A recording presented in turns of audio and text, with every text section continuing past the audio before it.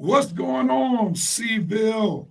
This is the Sports Rev coming to you on the Seville Sports Mentality Show by way of 610, the Seville Sports Network. Good Monday evening to each and every one of you out there in the city of Coatesville and beyond.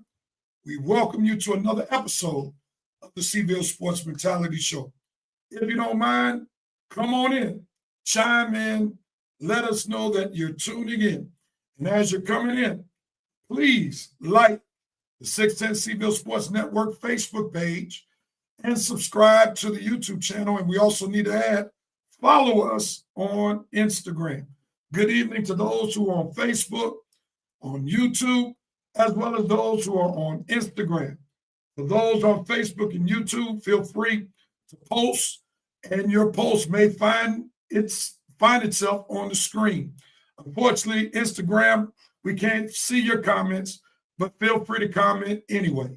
We're just so glad that you are with us for another episode of the Cville Sports Mentality Show. Again, please like us on Facebook, subscribe to us on YouTube, and follow us on Instagram. And as we ask you to do those things, we want to say tonight's episode is sponsored by Rosie's Kettle Corn. Salty and sweet. Again, our sponsor for this episode of the Cville Sports Mentality Show is by way of Rosie's Kettle Corn. Salty and sweet, proudly made right here in Coatesville. Available for purchase at the snack bar every home game. Visit their website, www.rosiekettlecorn.com. Again, that's www.rosiekettlecorn.com to learn about fundraising opportunities, custom flavors, and more. Again, we give a special thank you to Rosie's Kettle Corn for sponsoring this episode of the Cville Sports Mentality Show.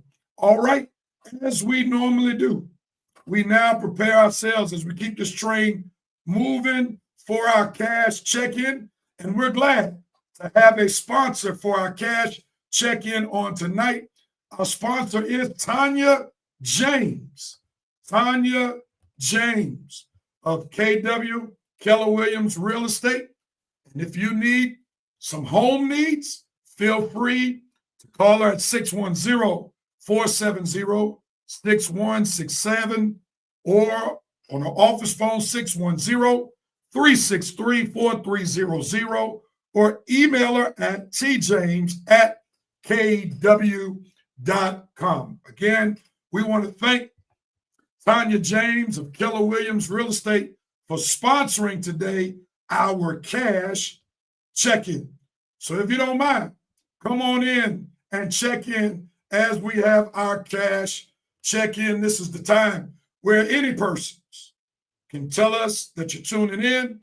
Also, if you're a graduate of cash or if you're a student of cash, put in your graduation year, and we'll be glad to put your name on the screen. Again, if you are a graduate of cash, put your graduation year in the chat, or if you're a student of cash, put your graduation year in the chat. And if you're not a graduate of cash, feel free to just let us know that you are tuning in.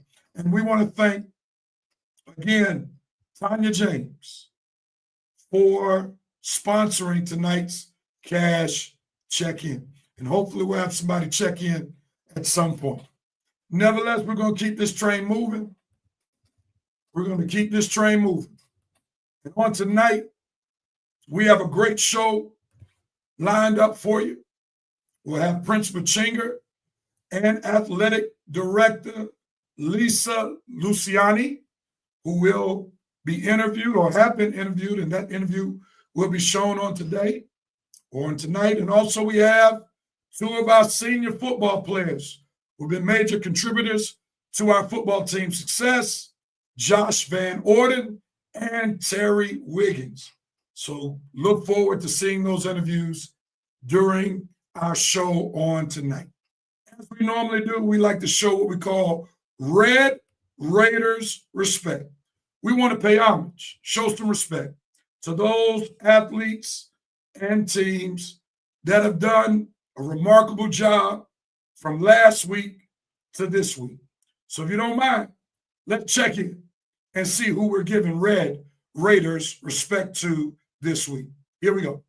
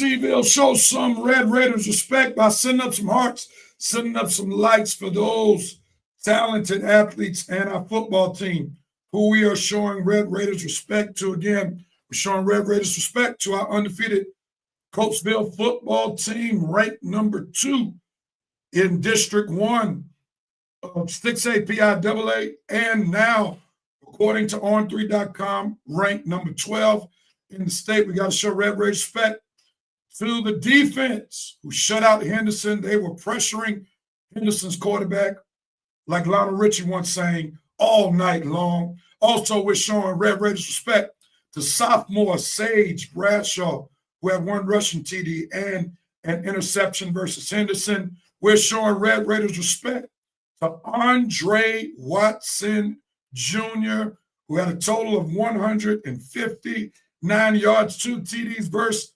Henderson. And this is the 4th straight game. I repeat, the 4th straight game.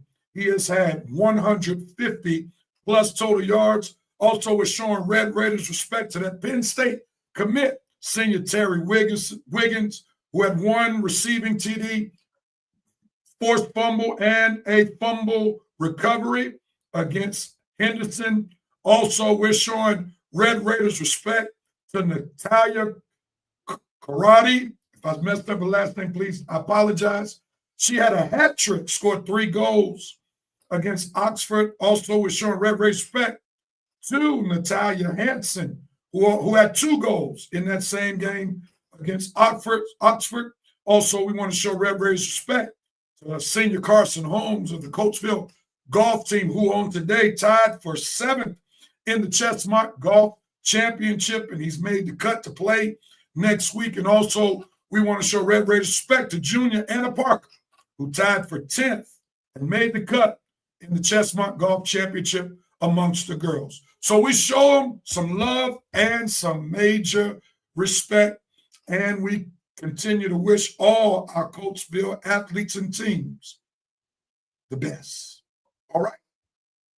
Good evening to you, Ms. Verdell Beckman, all the way from Columbia, South Carolina. Thank you so much for checking in. We greatly appreciate you doing so. All right. Let's get on with our show.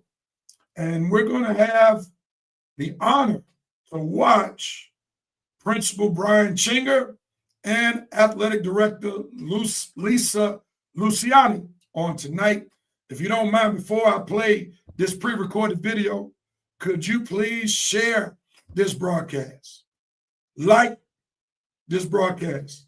And Coatesville students, let somebody know that your principal and your AD are now on the air on the Seville Sports Mentality Show. Let's dive into this pre-recorded video with Principal Chenger and AD Luciani. Good evening, Seville Sports Mentality family. Tonight we have the proud privilege and honor to interview Principal Brian Chenger and AD Lisa Luciani.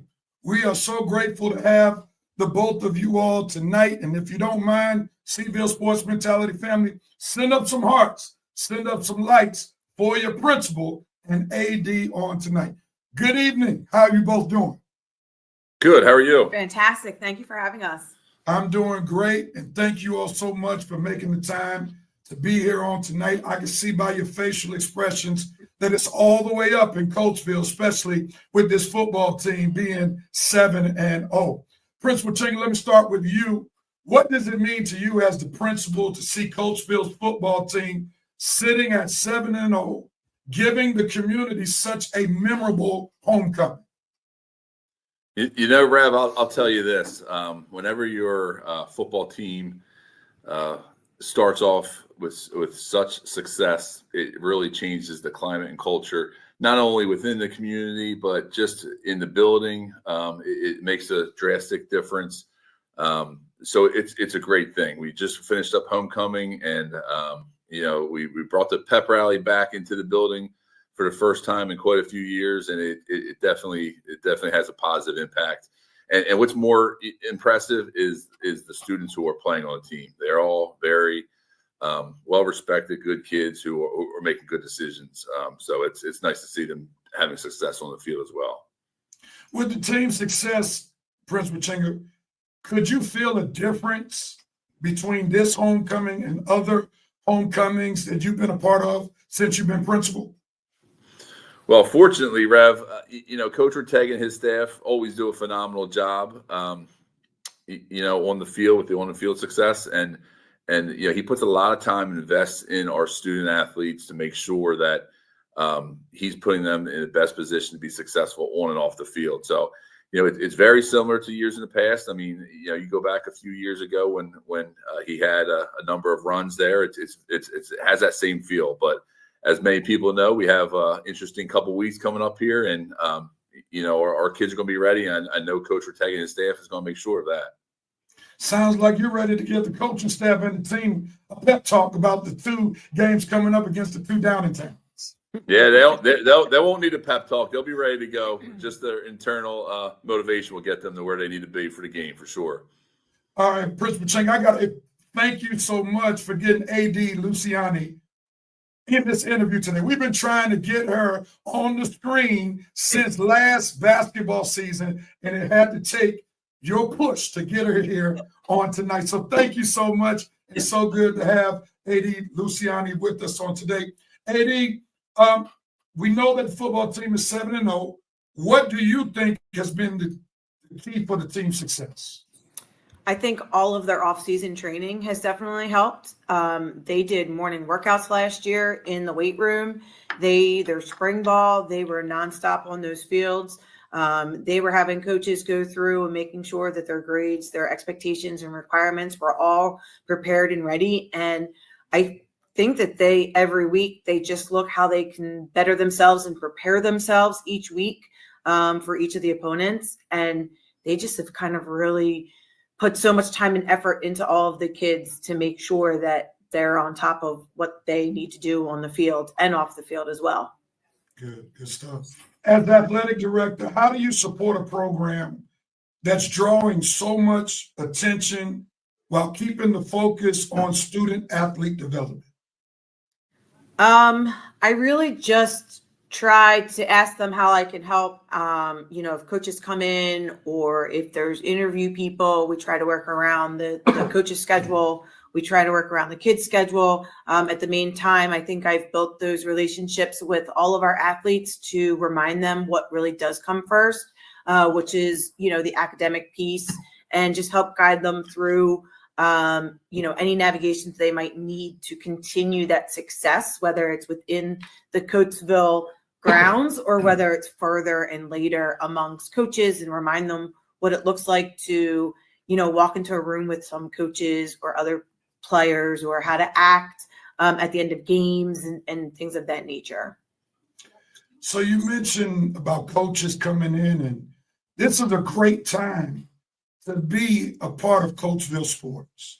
Yes. We know that beyond the football team being 7-0, just this past summer, 2 of your athletes, Natalia Hansen and Colton Hiller, had the privilege of playing for the USA national teams in their respective sports, soccer and basketball. We know on the football team, you got a 5-star offensive lineman in Max Hiller. Also, you got a 4-star athlete who's committed to Penn State in Terry Wiggins.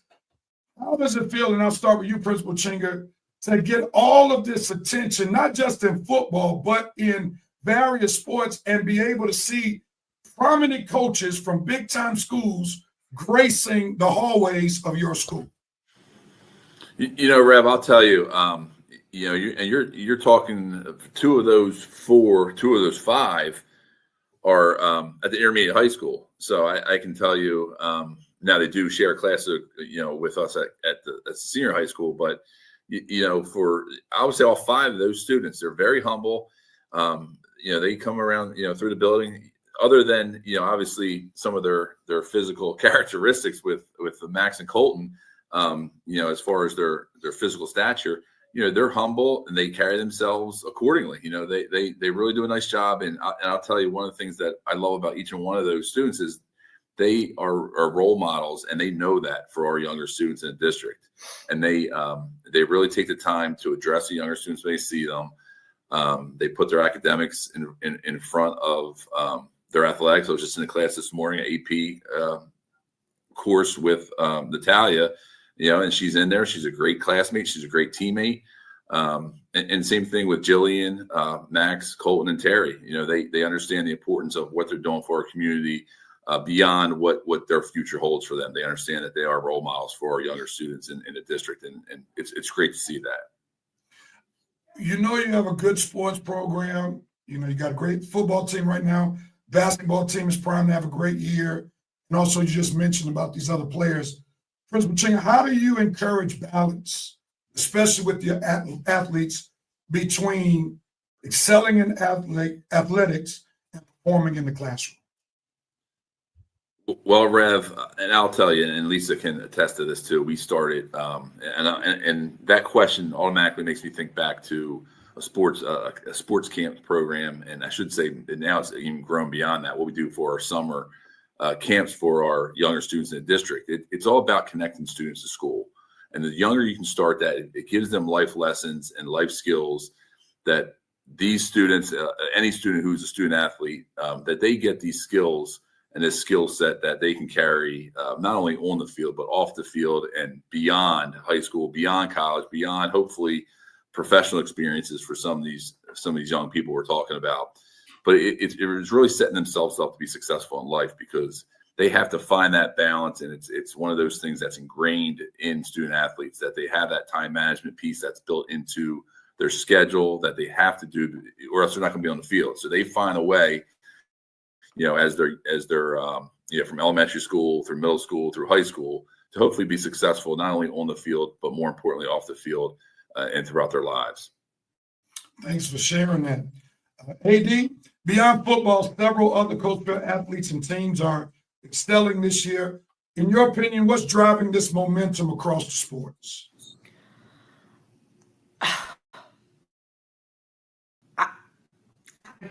I think some smaller sports, Coatesville's kind of been a little bit more towards the bottom within the Chesmont League and within District 1. And getting one or two athletes that have this fantastic talent is just building up this motivation to kind of push our coaches and our athletes to kind of really land Coatesville on the map with some of these smaller schools and things that we can really show who we have. We have the depth. We've put in great coaches. We've allowed these athletes to continue to be show leadership skills, and really just encourage each other and build that family piece among their teams to really show, listen, we can do this as one unit and for the community and for each other. I think that's been kind of the contribution to allow a lot of this to happen. And I've been excited to see all of them just continue to develop and grow. Wonderful. And it's been interesting just to talk to some of the coaches and how some of their goals is no longer to be the Chesmont doormat. And some of them are really excelling.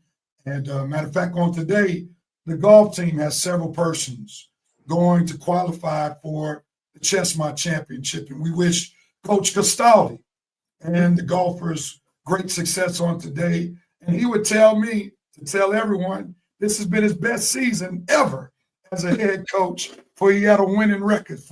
We had a joke the other day where he said, if wins and losses determine my time as a coach, I would have been fired a long time ago. With that being said, can you talk to the culture of the parents and the booster clubs? Because that is very prevalent in the programs, and they raise a lot of money. So I'm gonna start with you, AD, with that question, and then Principal Chenger, you can give your feedback on that same question. I mean, the parents and the booster clubs are beyond supportive. They're beyond supportive of all of our coaches, of our athletes. They see the success, they see the drive, they see the vision that these coaches instill, and they help to do whatever they can to make that be so successful for the program. Even if the program might not be a winning program or they are top notch. They really put the time and the effort to make sure the kids have the resources and just make them feel really good about being a part of a program. They do it within their senior days or nights, their recognition games. They do it also at their banquets. And they do it all year, helping getting some fundraising and getting them out there and getting some sponsorship. So I'm very grateful of the parents. They show up to the 345 games. They show up to the far away night games. They show up to the games that are out of state, out of the area, and they definitely make sure they provide, the meals and the food and the time and the ears listening. So they've done a great job, and I thank them for that, because some of the things that we might not be able to provide, they just pick right up and just keep on moving. So I thank them for all of that and helping. And they just continue, because a lot of the parents are graduates of Coatesville, and they see the pride and they know what that Coatesville pride looks like. And they just continue to instill it in their own children within our programs here. Love it. Thank you for sharing. Principal? Yeah, I'll just echo what Lisa's comments were. I think administratively a few years back, our board of school directors, provide support with, providing a policy for booster clubs, which I'm sure there will be, our board's constantly looking at the policies, but they did provide a structure for bylaws to be more easily available and for booster clubs to be generated quicker, I would say. So that's in place, so it's a whole systematic approach. Obviously it takes time.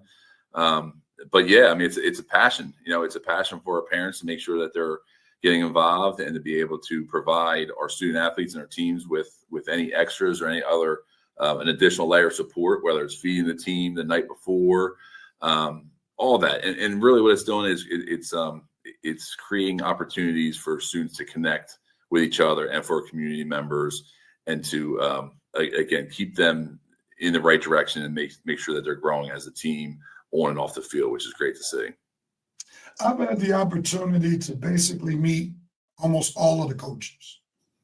And it's been great getting to know the different personalities, different approaches. We even had some of your coaches on this show.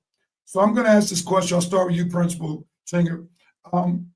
When you are looking for coaches to fill spots, and eventually I'll get this question to you, AD, what are some of the core things that you're looking for in a potential coach for one of your sports programs? I'll say beyond the knowledge of the sport, or let's go beyond that, because that's going to be obviously one of the questions and one of the things that they need to know the X's and O's. Absolutely. We have to feel out to make sure that they have that ability to connect with kids. And to be able, and what's their philosophy? What's their approach to a person? How are they going to create relationships? Because we all know, and you celebrate Skug every show, right? And Skug was that ability to create connections with people. The stronger you can have a relationship with a person, the more you're going to get out of that person. It's no different than a teacher in a classroom with students, right? So a student's going to look forward to coming to your class as a teacher if you have that relationship. And the same thing with athletics. I think we've all had that coach that you'll run through a wall for if they ask you to do it because you have that strong bond. So it's really trying to, I guess, forecast that as much as possible. Say, okay, or that background, we know that they're going to establish relationships, that they're going to get the absolute most out of their student athletes. And also, that community piece. How can they, have our students out in the community doing certain things to bring the community support there as well? So it's a two-way street. But that's one thing that's big for me is to make sure that that they're going to be able to put the time on. We all know that even though they get paid by season, that it's a year-long process, and it's a challenge for our coaches. But our coaches are phenomenal. I think Lisa's done an outstanding job in leading them. But again, that's, I would say, is what we're looking for in coaches, is that relationship piece. Thanks, Principal. AD, same question. Really just kind of following up with what Brian mentioned, really it's kind of like that overall whole picture, right? So we understand that we put you in the place because you know the ins and the outs of that sport. You're constantly evolving, you're constantly learning, you're constantly keeping up with all of the new rules or the new styles. That's one of the things that we want to look for. But also really that whole picture, how are you going to get all of those kids to follow your command? How are you going to get all of those kids to interact as one unit, even if it's more an individual sport, but yet it's an overall team sport? So how are you going to build that team culture within your unit, but then also follow along building it within our whole Coatesville culture within the whole program? And looking in the future for the successes of it. Sometimes there's a lot of turnover in the sport. Sometimes they get them for 3-4 years and then they've got to reset all over again. So how are you going to adjust, and what are you willing to make yourselves as athletes and coaches better each day, either after each practice or each game and after each year? And then just like Brian mentioned, also the community piece. They've done a fantastic job in the last couple of years that I would ask them. They go to the elementary schools. They've done some trunk or treats. They've done some reading with the kids. They've helped book fairs. They've gotten involved in the field day processes. They've done the camps. So they've really stepped up and really kind of expanded themselves out, not just at the high school level, at the middle school level, and then also boiled it down to the elementary, which is great because you'll see it when the kids leave games or they're at games, they're high-fiving the little kids, they're asking for photos and, even autographs sometimes for the kids that are not our full starters. They just get so excited to see them. So it's been, it's one of those things of how are they going to build their program really starting at that elementary level all the way up to the high school. How are they going to incorporate and be able to step away just looking at what they need to do on the daily, but also incorporate that whole picture involvement. Thank you both for sharing what you shared. Very insightful. I have 2 more questions for you all, and then I'm going to let you go. This question is for the both of you all. I'm going to start with the AD first. What are your goals for Coatesville athletics over the next few years? State titles. How many can we get? How many can we bring them back? How many can we, and of course that's a long-term goal for everybody, but even going some small-term goals is, for a team that might not have seen a district playoff yet, let's get them in. What can we do with them? How can we get them there? Maybe stepping it even back. How can we, be the upper end of the Chesmont League? I definitely know that some of our teams, we've turned some heads recently within our fall sports of they weren't anticipating Coatesville to be as strong or give them as much competition as they have, which is our field hockey team, our girls soccer, and even our boys soccer team. They kind of always thought we were going to be an easy win. And we're showing them, no, we're not. We're here. All of the teams have been doing a great job of putting in the time and the effort. So success. And if they're not successful overall in the large grand schemes through the Chesmonts and districts and or states, how are they being successful amongst their small group, right? What does that look like for them? I just want them to be happy. I want them to be excited. I want them to realize that they're still part of all of our athletic programs, and how can we improve each day to make them better? Principal.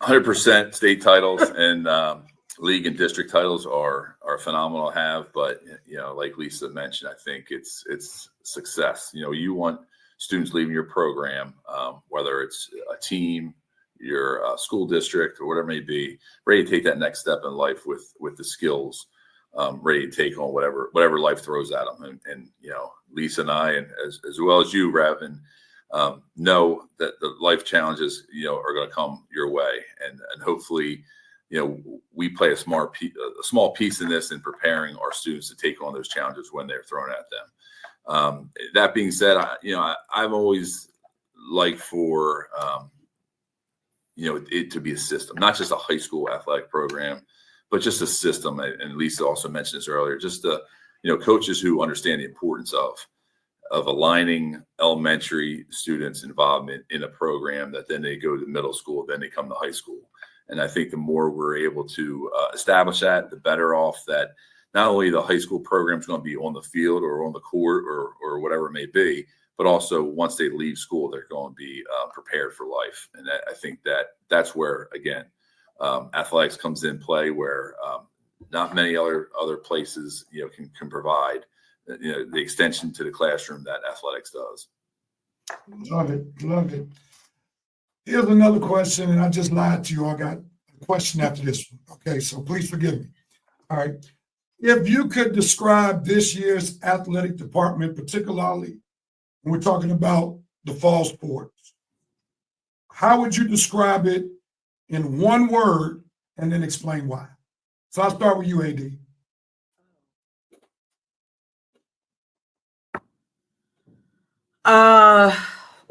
I gotta pick one word. One word and then describe it. Man. I mean, Don't take my word. I don't. I get it. I'm going to tell you right now, we're not going to have the same word. I think we're just athletic. I don't know. I'm not going to lie. I'm kind of struggling over my words to really describe exactly what it is. We just have a lot of game awareness. Why I would choose is we have a lot of game awareness. We have a lot of natural talent. Even the kids, they've developed into athletes of putting in that hard work, all those lifts, runs, the long days, the long practices, like the long study of film session. They've just developed into this athleticism this season, really in the depth of it. I think really when I want to use that word, the athletic, we're very athletic, is because we have a lot of depth this year. It is shine 9 through 12, the depth that we had, that we were having. We do signing days, and this year I already have a list that's over 20 athletes that are signing to whether Division I, Division II, or Division III. And that's just for the senior class. Wow. And we've already mentioned that there's plenty of athletes that are being looked at the younger levels. Right. So I think we're just kind of bringing it all together in just one big, strong, athletic. It's not a real good word to use, but it's what I had to go with. Well, I admit I threw you a curveball. You weren't prepared for that one. But that's a good word. Principal Chenger, what's your word? Thankfully I had a couple some time there to collect my thoughts while she was talking. But it could be multiple words. It could be I think the one word that sticks out to me, and you kind of opened the show this way, but I think it's extraordinary. I really do. I think you have a number of athletes that I don't know if we've seen in the multiple sports like we see this year that are really excelling. Mm-hmm. But like Lisa alluded to, it's not just them. It's every single one of those student athletes that are taking the field or going to practice every day, that are creating opportunities for themselves and again, showing what the Coatesville Pride's all about, and going out there and representing our school and our community the right way. And as she alluded to, going to that Division I, II, or III level, it's not as easy as it used to be. There's with all the different the portal changes and the different NCAA rule changes going on. It's challenging right now to be a high school athlete and trying to get to that next level. And everyone's path may be different. You could be going to a smaller school for 1 year and then you're making the move to another. But that's that resilience piece that I think comes from our strength, which is our diversity here at Coatesville, that you're going to see students do that. You're going to see students, put the work in and create the path for themselves to be successful. So I think extraordinary is the word that I'd like to use there. Great. And we're demonstrating a lot of grit. We're demonstrating a lot of grit to find that drive to not only find our overall goals or their coaches' goals, but their own personal goals. And grit it definitely shows within all those. That encompasses together. So you do know you gave 2 words. Yeah, I did. I had to. But that was a great comeback. Grit is a great word. And that's oftentimes a word I've been hearing amongst the coaches. To show that Coatesville grit, Coatesville mentality. so forth and so on. I'm gonna make a comment and then I'm gonna ask you a question. First, let me thank the both of you all, or the both of you rather, for your graciousness allowing 610, a relatively new network, to be able to cover the team, and you have given us great access. You know, I must admit, you all have spoiled me now. I hate going on road games because I don't get to sit in the press box most of the time. But I want to thank you all for your openness to allow 610 access to the school. We've had personal meetings. We have some things coming down the pike. We're trying to partner with students who might not play any sports to be able to still be a part of the 610 experience. With that being said, can you all allow the Coatesville community to know what kind of impact 610 has had on the athletic program and even the school? I'll start with you, Principal Chenger. Sure. I mean, it's been incredible. You know, I'm appreciative and thankful that 610 is available so much, knowing that it's just one or two people that's, you know, creating these opportunities for students to be spotlighted. You know, because many of our students don't get that opportunity, and 610 is giving that chance for them to be highlighted. Again, their success mostly, you know, in their sport. However, you know, it's nice to be recognized, you know, and I think that's what's happening here, and you're able to recognize all our sports, and I appreciate your hard work, Rev, and for your time and your dedication to our community, because obviously with you know, our community is closely tied to our school, and not many schools are like that anymore, and that's something special that, you know, that our alumni, you know, are still interested and still tuning in right now. I'm sure they're in there listening to this and listening to your show. So I appreciate you giving not only our students but our community the opportunity to be able to connect with our student athletes like they are. Thanks for your kind words. AD?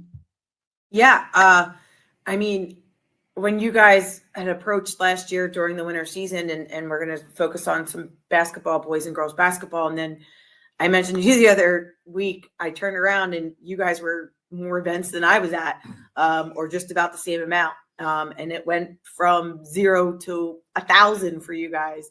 And it was so great to see. It was so great to hear, you know, the kids were sharing their podcasts, the coaches were sharing, you know, the alumni were coming back. Everybody was getting really excited. And like I said, some of our smaller sports get so excited, as Brian mentioned, that they get recognized. I would love to recognize each and every one of them every single day. It gets harder and harder for me with the amount of work that it just gets.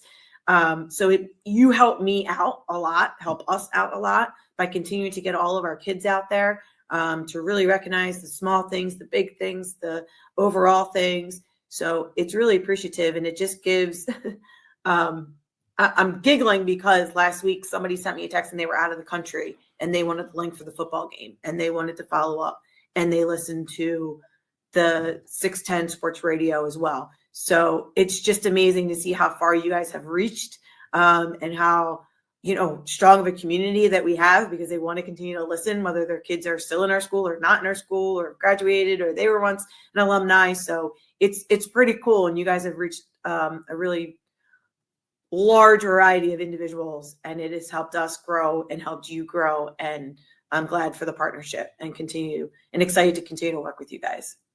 Thank you all so much. Thank you both so much. Truly appreciate your words.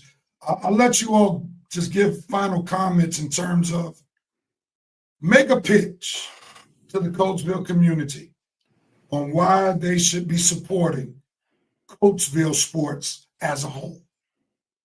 Whoever wants to go first. Brian, you get to go first. Yeah, absolutely. Well, I think, you know, it's important for our community to realize that, again, I mentioned this earlier, but athletics may be the only, or one of the only, I'm not going to say the only, because, you know, there's plenty of other activities that also play part of this too. But, you know, it is truly an extension of the classroom, and it teaches, you know, a lot to a young person when they're involved in an athletic program, through their successes and their failures. You know, students have to realize that, you know, athletics, you know, you're going to fail. You're going to fail a lot. And much like in life, you know, that's going to happen.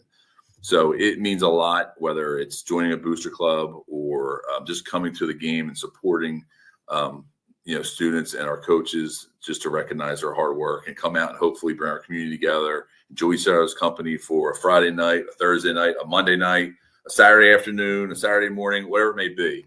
But I think it's important that our community is together and for a common cause, and hopefully that's setting up not only a student for future success, but hopefully bring our community together as well. So I think that's it's really just about relationships and tying people together and bringing people together and for a positive reason. So I think that's what Coatesville athletics is all about. Thank you so much, AD. We are very rich in tradition, and by them continuing to support, it also bridges that gap to allow these kids to understand really what the tradition or how long or they've experienced. It was amazing at our homecoming game that the cheerleaders did an alumni part, and they brought back some old Braves and the Chief Red Raider, which is really cool. Kind of really builds and bridges that gap for all of them to show that commitment and the dedication that they once put in that they're currently now doing. It really just shows that, there's other avenues for these kids, and who knows where that connection is. Our parents, our community might be able to help a kid out, for a job or guidance or to shadow, to internship with, and you never know, could evolve where they help coach somebody else down the line. So I just think that the support of our community coming out, we always travel very well. We support our kids, as much as we can. It's just the more we do it, I think the more love our kids feel, the more support they feel. They know that they feel a little special when they walk on and off the field or the court that night. And, it's amazing when they walk somewhere and they hear, there's some old alumni or older community people talking about them. They get excited for that. They don't realize that they're that much a part of it until they hear other people, talking about their stats or what they did or, what they can do or how excited they are for a game. So I think it's pretty cool. And the more that our community members come out and support our coaches and players, the stronger we become as one. And Rav, just one final thought is, just sitting there listening to Lisa, but it's these are experiences that our students are going to remember the rest of their lives. Mm-hmm. And I think that our community can help make that memorable in a positive way for them and their experiences, because you hear about it all the time, right? I mean, we're going to hear it in October 18th. I think the 18th is the date, right? When yes. the Hall of Fame banquet comes up, that, you're going to hear it all the time that night. And people talk about it all the time, 40, 50 years down the road, they're going to remember their experiences as a student athlete. You don't always hear about their experiences in, again, nothing against, in the classroom, but, you're going to hear more about those experiences of student athletes. So I think that's another piece that I wanted to add there. Thank you both so much for your time. We truly appreciate you both coming on to share. This has been a phenomenal experience. We hope to have you all maybe next semester as well. I know your time, you're very busy. Both of you are very busy, but we're grateful that you all took the time to be on this show.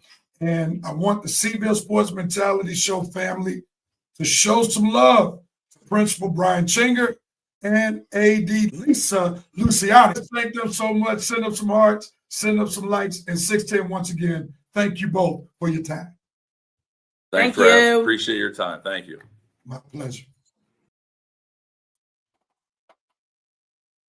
Come on, let's show some love to our principal, Brian Chenger, and AD Lisa Luciani.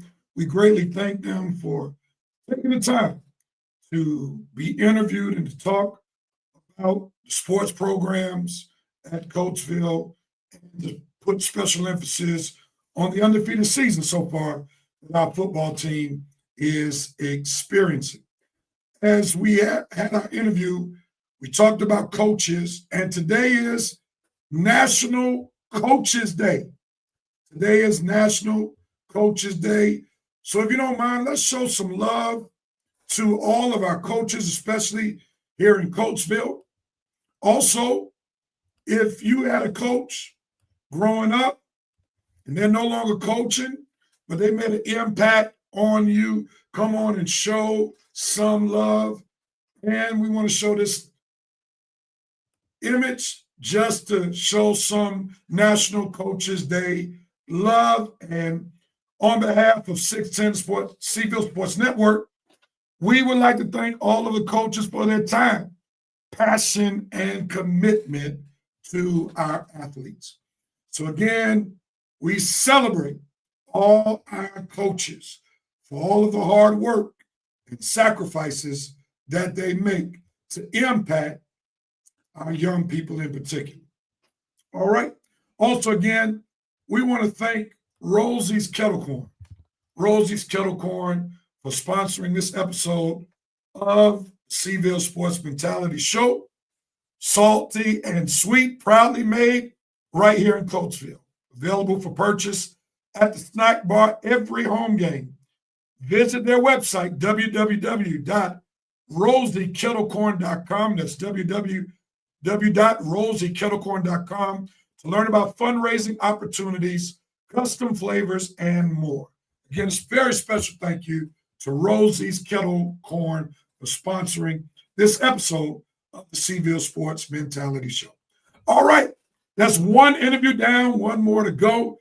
And now it's time to bring on two of our seniors who play for the undefeated Coatesville football Red Raiders. On yesterday, I had the awesome opportunity to interview senior Josh VanOrden and senior Terry Wiggins. Let's listen to this interview that was pre-recorded on yesterday. On the Seaville Sports Mentality Show, we have two seniors who are part of this 7-0 undefeated team for the Coatesville Red Raiders. We're glad to welcome tonight senior Terry Wiggins as well as senior Josh VanOrden. Seaville Sports Mentality Show family, show these seniors some love who are part of our 7-0 undefeated team. How you gentlemen doing tonight? I'm great. How are you? Doing well, doing well. So glad that you all had the time to come and share on this episode of the Seaville Sports Mentality Show. Let's get right into this interview. Oh, it's my pleasure. My pleasure. This question is for the both of you all. You could choose who goes first. As a senior, what does it mean to be part of a 7-0 undefeated team this season? Who wants that first? Go ahead, Terry. I feel like it's big for me. The past couple of years, like my junior year went 5-5. My sophomore year went 7-3. My freshman year we had a great year, but we lost first round of playoffs. So I feel like it's big this year that we're still going on the run and we're still undefeated, trying to break this first round curse that we got going on right now for the football team. Josh, jump in there. What does it mean to you? It means a lot. Ever since I've been here at Coatesville, we haven't had a really great season. Like my freshman year, I got hurt, and sophomore year, I was hurt too. So I've never really won like any big games or like made any big impacts on the team like I am this year. So it's good that we're 7-0, looking on for forward. All right, Terry, you went down the roll call of your records during your career at Coatesville. Let's think about freshman year all the way to senior year. I'll start with you again. How have you grown as a player and as a person since your freshman year? I'm gonna answer the player one first. So I feel like as a player, I've grown with leadership and impacting in different ways that may not include me of being in the play. Like I might take on a block so somebody else can make the tackle, or like being a leader, like helping my guys make plays whenever they mess up on a play, helping them move on from it and giving them courage so they can do better. And as a player, as a person, I feel like I've grown with just patience, being more patient with things. And that kind of falls into how I've grown as a player too. Good stuff, Josh. How have you grown as a player and a person since your freshman year at Coatesville? And you can even include how those injuries that you talked about your freshman and sophomore year have helped you grow. Yeah, as a player, I've definitely grown more vocally and by a leader.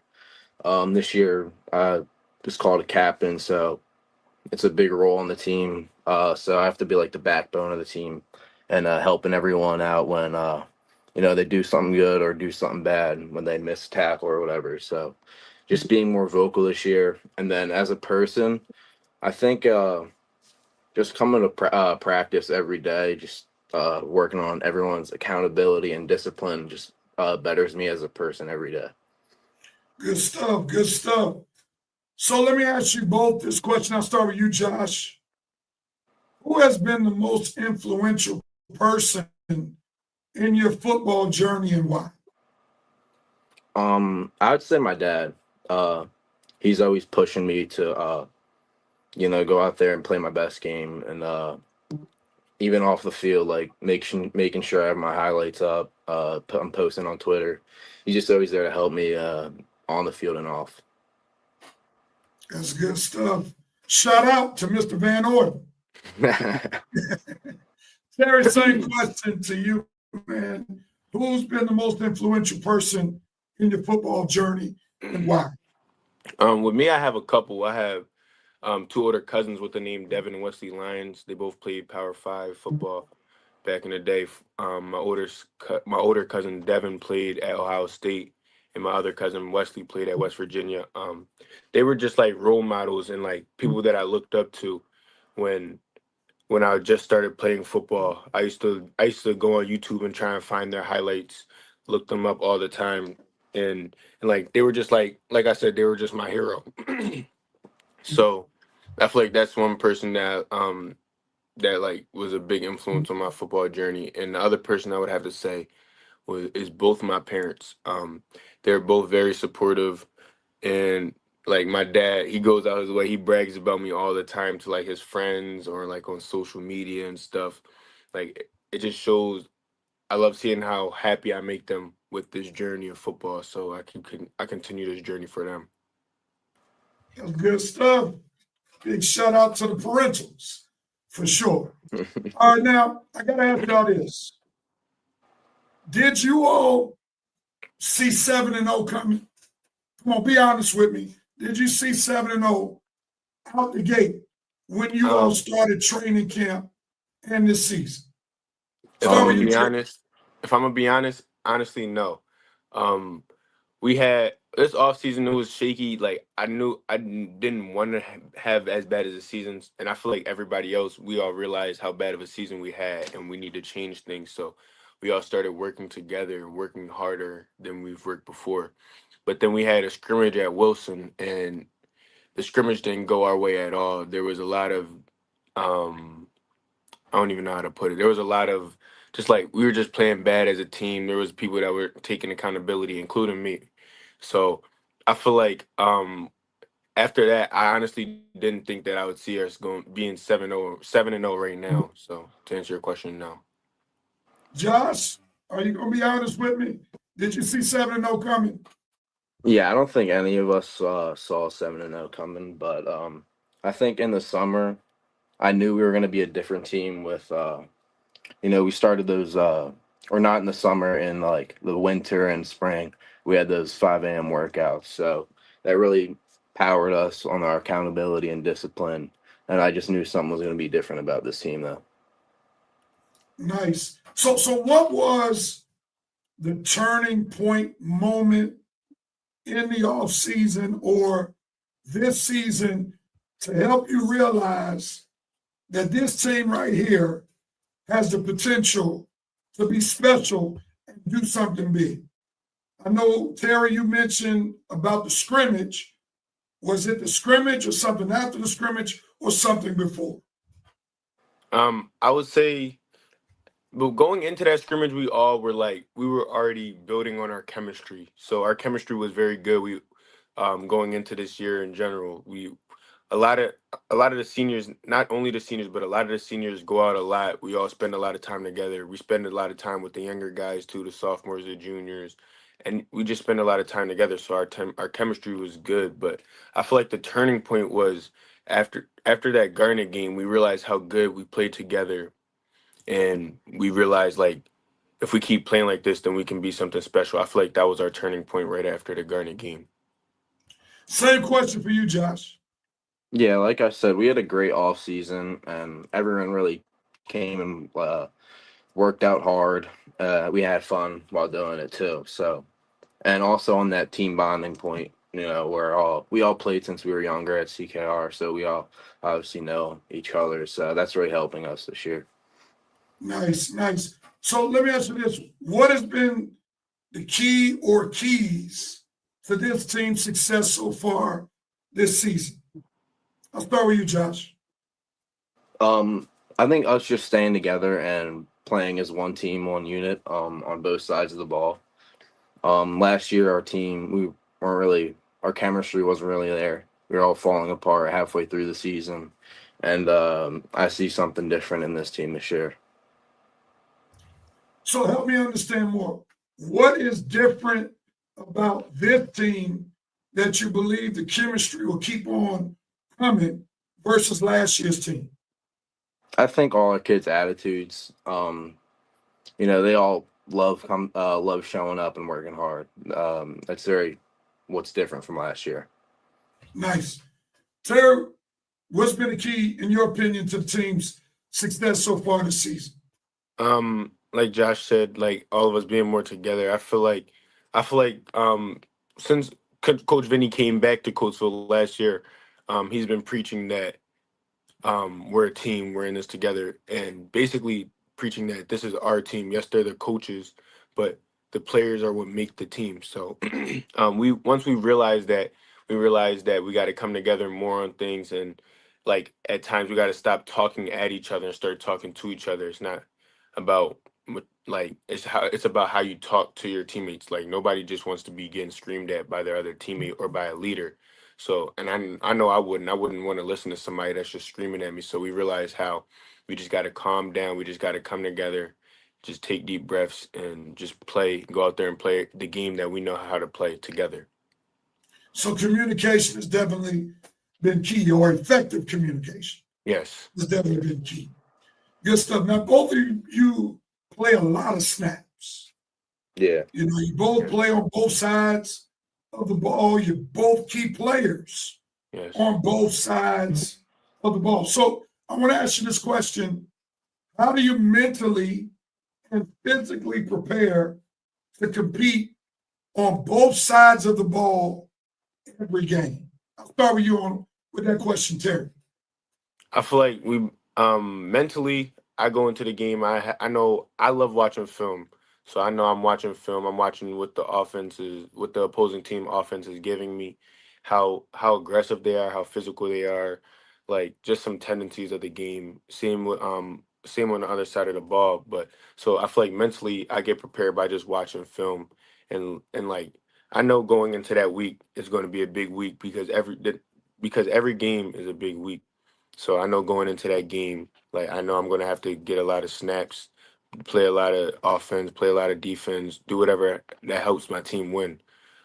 Physically, I get prepared by just like taking care of my body. Coach O does a good job of giving us like vitamin waters or like electrolytes, Gatorades. He does a good job with giving us the things that we need so our body doesn't let's say cramp up or like shut down during games. Nice. Just same question. Yeah, for playing both sides of the ball, it's really a mentality. You gotta want it bad, and me and Terry have big roles on the team and our leaders. So we really want it bad this year, and that's just showing it. All right. So let me ask you a personal question. Which side, offense or defense, do you feel represents your personality as a player? I'll start with you, Josh. I'd say defense as a linebacker, just running around and hitting everyone. I've been doing that since I was younger, and just with kids in my neighborhood and my friends. So you like to bring the pain. Yeah, right. All right. So that means when the other team is on offense, they better keep their head on the swivel or Josh VanOrden is coming after them. That's right. I got you. I got the same question for you, Terry. Which side, offense or defense, do you feel represents your personality as a player?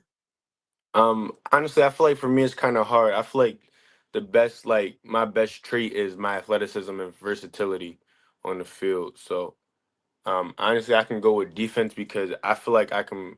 Well, the coaches feel like they can move me around just like I moved from outside backer to inside backer in the middle of the season. I feel like that shows my best trait for who I am as a player, my versatility. All right, I got a very interesting question. I've been to every last one of you all's games this year. I even drove up to New York to be at that game. So I'm interested in how you're going to answer this question. I'll start with you, Terry. What's been your favorite play or moment this season, offense or defense? Tell us about your favorite play. My favorite play probably would come from my strip sack I had in the past week. That's probably my favorite play. But I feel like my favorite moment was that win against Garnet. That felt good, not only just for the players, but for other coaches. I know Coach O really wanted that one bad. We haven't won a big game in years prior to that win, so that was the best moment I feel like of the season for me. Josh, same question for you. I think my pick against Avengrove, we really worked hard on defending that sprint out with the quarterback. So I think it felt good to get that pick against them. But for a moment, I'd say beating Burke Valley. I've never beat them in football or lacrosse. They beat us my freshman year in lacrosse in the first round of playoffs. So just beating them felt good. So it was personal against that team. Right, yeah. All right, that's what's up. So now you both are leaders on your team. You all lead in the exercises before the game. So this question is really important. How do you and your teammates keep focused and hungry while undefeated? Josh, I'll start with you. I think we all know what we want is right in front of us. The Chestnut Championship, obviously, first, and District Championship. We're right on our way to it. Three games left, and we know who we're playing these next 3 weeks, and we all just want to win out. So we're gonna work hard at practice all week and really try to get these 3 wins. Same question for you, Terry.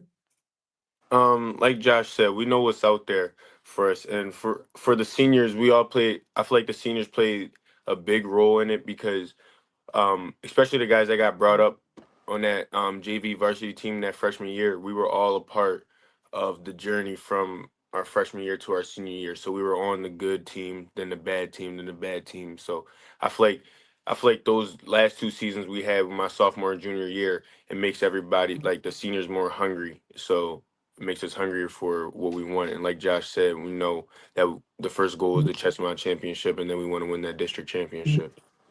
All right, let me throw a little curveball at both of you.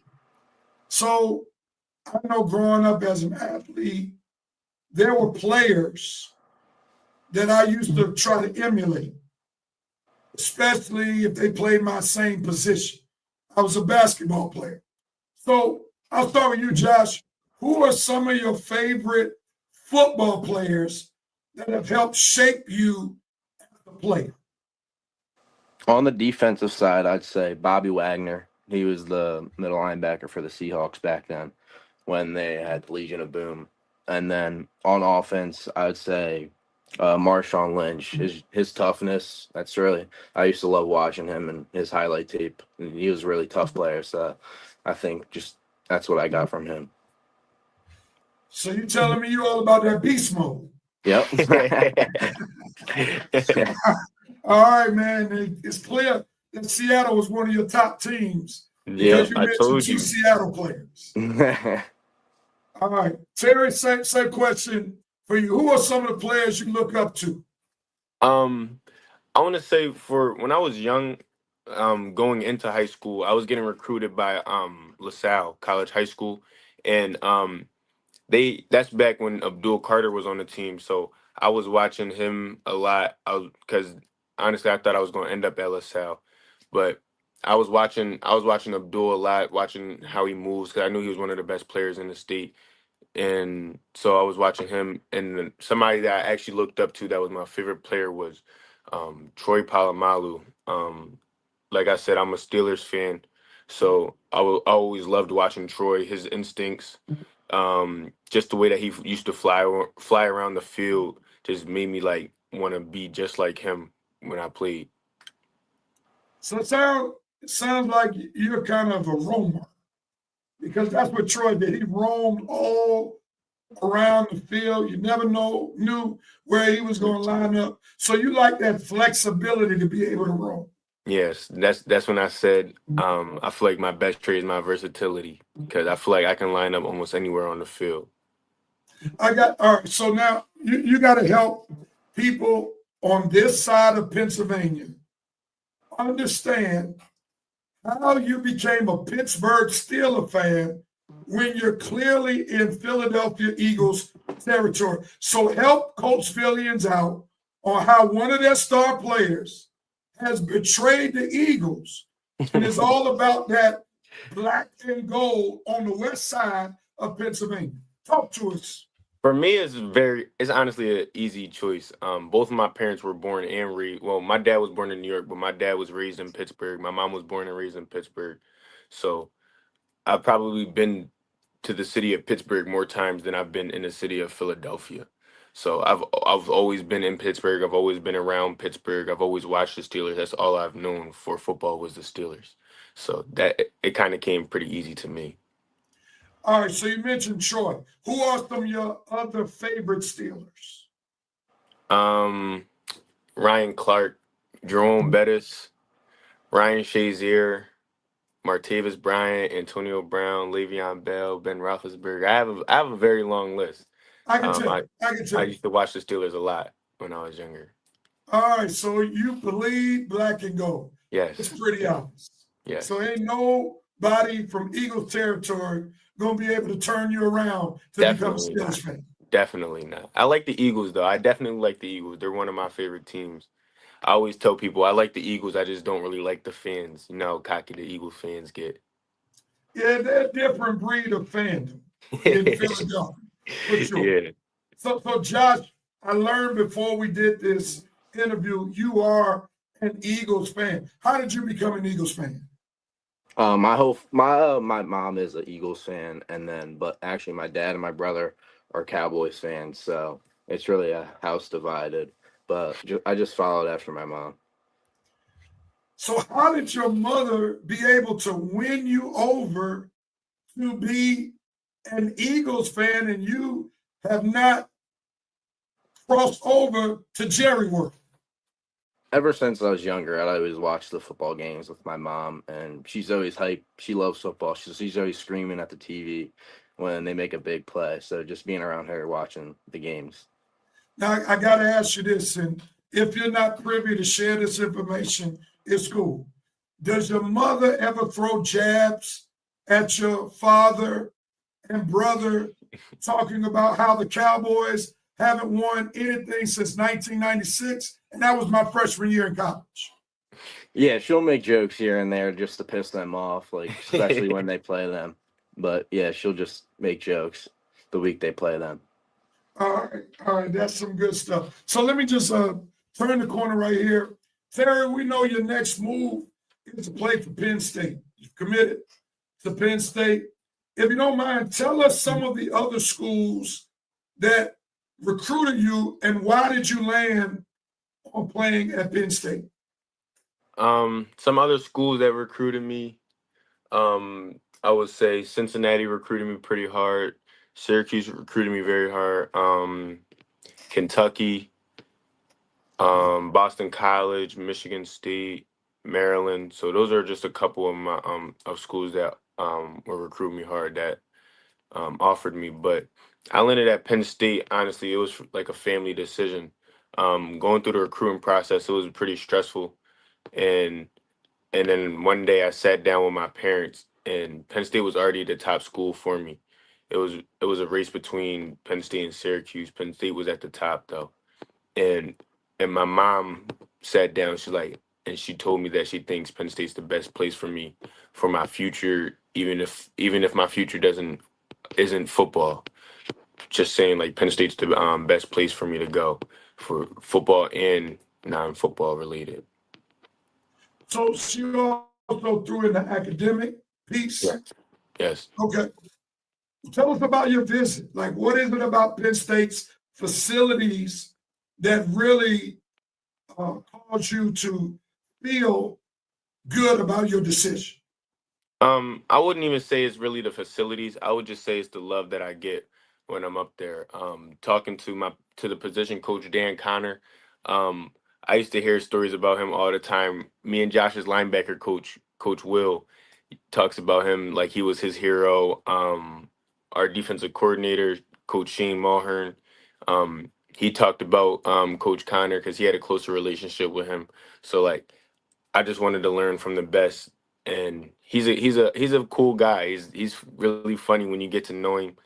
I feel like that's really what made me like put them at the top of my list was just the love I get from them. Like Coach Franklin shows a lot of love. Coach Terry Smith shows a lot of love. Just the love that I got from the coaches.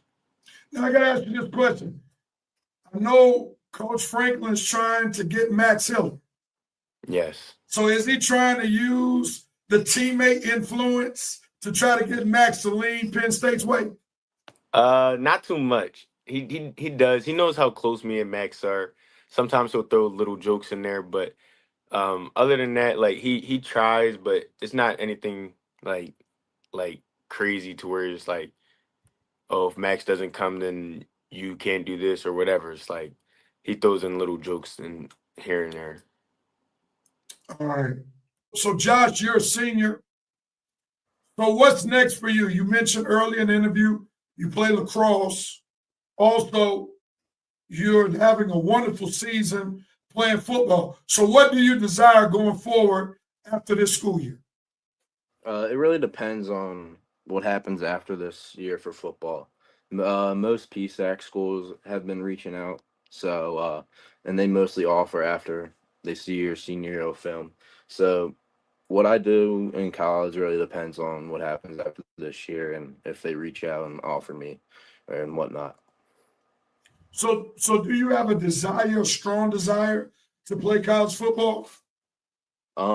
It doesn't really matter. I'll play lacrosse or football in college. I would like uh would like to play football, but if lacrosse comes, then I'll play lacrosse.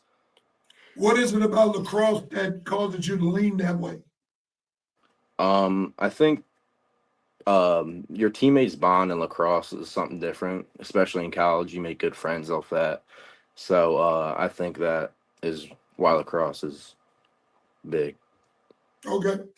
I got three more questions for you all, and then we'll end the interview. I'll start with you, Josh. What's one thing you've learned from your coaches that you'll carry beyond this senior year? I think them just helping us to be a better person every day. Coach Vinny's big on like being a man and uh, being nice, kind to people.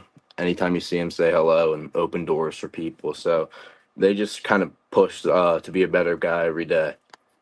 Same question for you, Terry. What's one thing you've learned from your coaches that you'll carry beyond football?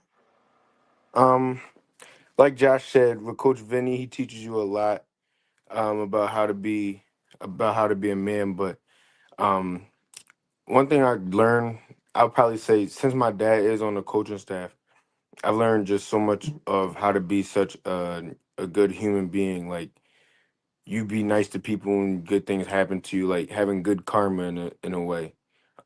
He taught me a lot on how to be respectful, how to be responsible, take care of what's yours, and take care of your family and everything else. So I feel like that's one of the biggest things that I've learned.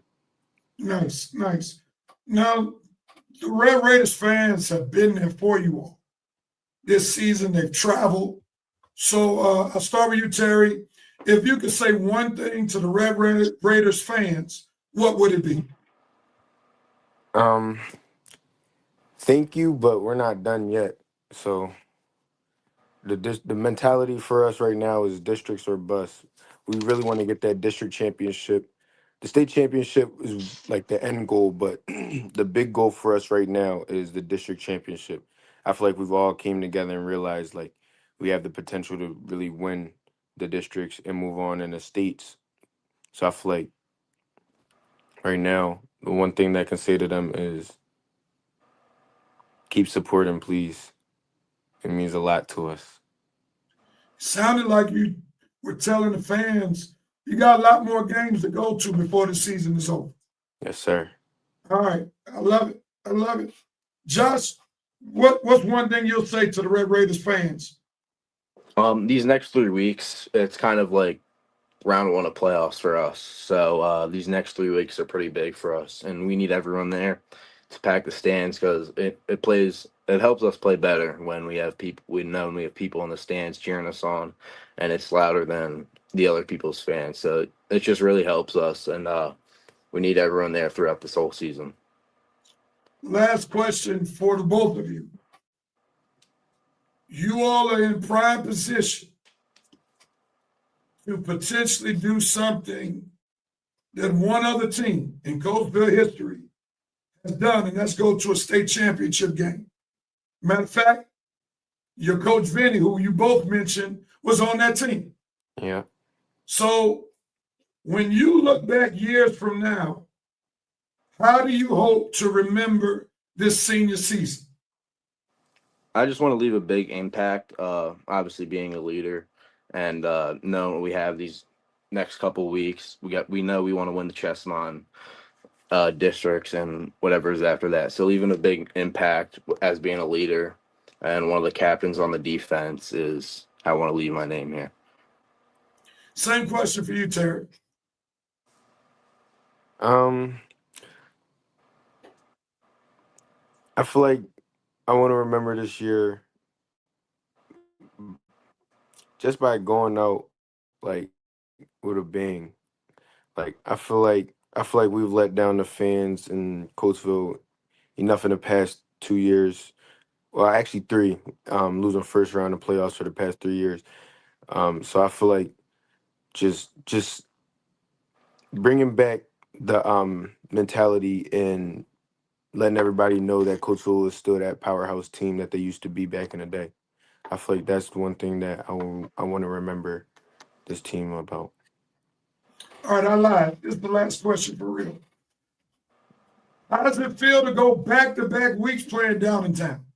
Downtown East on the road this week, and week after Downtown West at home.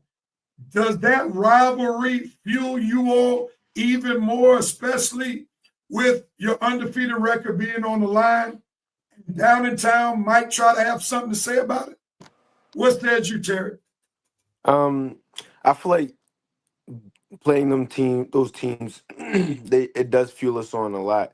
Like last year, we played Downingtown West twice, and we weren't the best team last year, but we came out in both games and played our hardest, especially in that playoff game.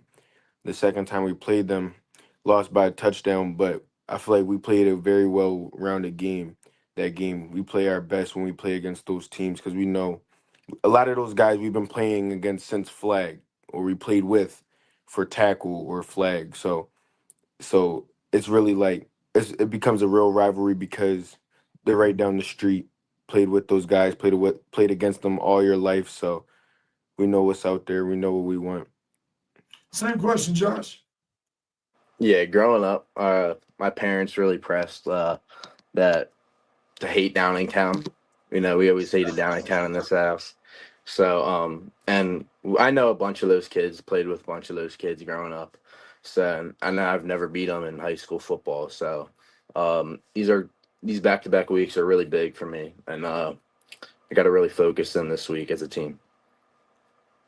So if you don't mess around and win this game, you might suffer from the dinner table, it sounds like. That's right. All right. Well, gentlemen, I want to thank you both for taking the time to allow me and to interview you rather, for this episode of the CBL Sports Mentality Show.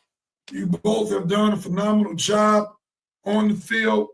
We wish you the best, and we hope that great things or greater things are down the pipe as we continue this football season. CBL Sports Mentality Show family, show your love to your seniors, Terry Wiggins and Josh VanOrden. Send up some hearts, send up some likes, and show them some love. Great job, gentlemen. Appreciate you. both. Thank you. Thank you. My pleasure. Come on, let's show some love to these senior football players who did a wonderful job in the interview, Josh VanOrden and Terry Wiggins. Well, as we get ready to close this show, I want to combine two segments into one. We are all about sports, but we also have a touch of Christ. And I want to combine this segment with remembering Scoogie. Coach Scoogie holds the distinction of being the only boys basketball coach to ever win a state championship. And he was also a deacon at the church I pastored. Deacon Scoogie had a favorite scripture. Without fail, he would quote this scripture. Even towards the end of his life, when he was suffering from dementia, he would constantly quote this scripture whenever he got the mic. And it's simply from Proverbs 3, 5, and 6. Trust in the Lord with all your heart. Lean not on your own understanding. In all your ways, acknowledge him, and he shall direct your paths. In that interview that I just had with Terry Wiggins and Josh VanOrden, I asked them both if they could see early on in the season that they would be 7-0. And both of them responded honestly, saying they didn't see it coming. And oftentimes when God gives us an assignment, we can't always see what's ahead of us. We won't always see what the finish line is.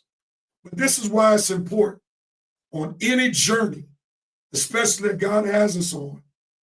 It's of utmost importance that we have trust, yea, faith in the Lord. Not give him half of our heart, but all of our heart. It's important for us not to get in our own way by leaning on our own understanding. Some of us never reach the heights that we can reach or the success that God has ordained for our lives because we get in our own way, overthinking. And this is why Solomon gives us this proverb and says, exercise wisdom by in all your ways acknowledge him, being the Lord. And the Lord, our master, the Lord, our ruler, will be the one who will direct our paths, who will be the one that will order our steps, and will be the one that will give us the blessings that we ultimately have coming our way. So I hope somebody will lean on this particular proverb, not lean on your own understanding, but lean on the wisdom that comes from Proverbs 3, 5, and 6. We remember Deacon Scoogie by way of this scripture, because this is what I call GTS was, his go-to scripture. Well, Coatesville family, I pray that you had a wonderful experience. We want to thank our guests, Principal Brian Chenger, Athletic Director Lisa Luciani, also senior Coatesville football players Terry Wiggins, as well as Josh VanOrden. Also, we want to thank Rosie's Kettle Corn for sponsoring this episode of the CBL Sports Mentality Show. Also, we want to thank Tanya James for sponsoring our cash check-in. I want to encourage everyone, let's continue to root for all of our sports teams. I'm hoping I can catch the end right now of senior night of field hockey. Let's continue to root on our soccer teams as well as our football teams. And we hope the best is yet to come for all of our sports teams. With that being said, on behalf of the Seville Sports Mentality Show and 610, the Seville Sports Network, I bid you all a good night. Thank you so much for tuning in. And if you enjoyed this show, share it with somebody. Everyone, have a great night.